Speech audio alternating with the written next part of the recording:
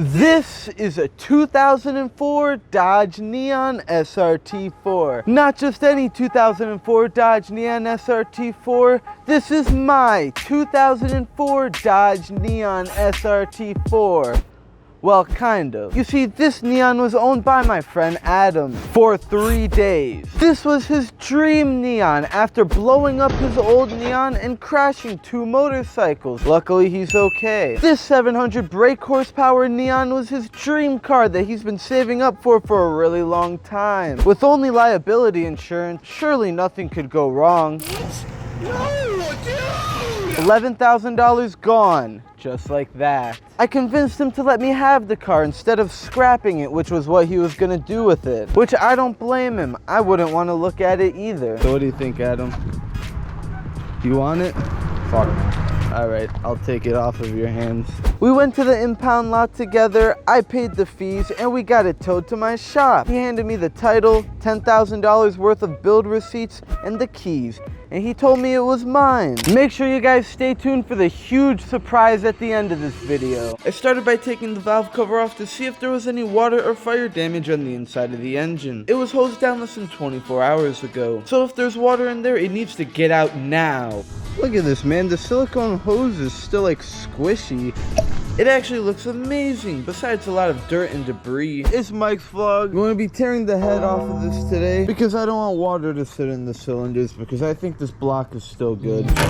Next, I stripped the engine bay down to basically just the engine and transmission. Okay, I've spent the better part of 2 hours stripping apart this engine bay. It's looking super nice. I was trying to take the intake manifold off. All of these bolts are completely stripped. Just infinitely tight. They're all like that. It'll come out, but intake manifold. All right, these valves look good. A little bit of carbon. This is a metal gasket. Usually everyone loves these metal gaskets because they don't go bad. My Neon, I had a paper gasket and it did go bad. It blew out on the corners. Tell me why they use both. Idiot. I took the ARP head studs off, but the driver's side ones were significantly more loose than the rest of them. So no head? There is no water in here. It looks really good. Only thing is there's tons of cylinder score.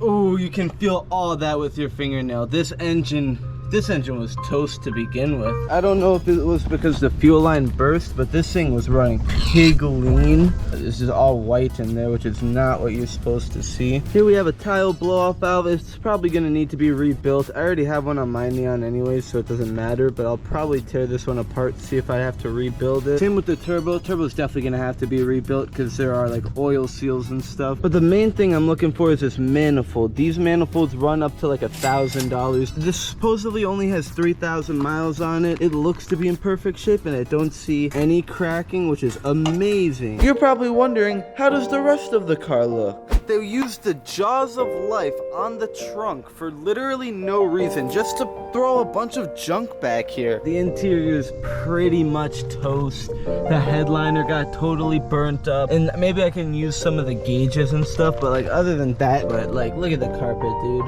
Oh, no way. And this is where I'm going to leave it off for the rest of this video. Once it's rebuilt, we're gonna be giving it back to Adam. Make sure you're subscribed to support this journey to bringing Adam's car back to life. Next episode, we rip apart this block, we take everything inside the shop, and we'll see how good the built transmission stood up to the fire.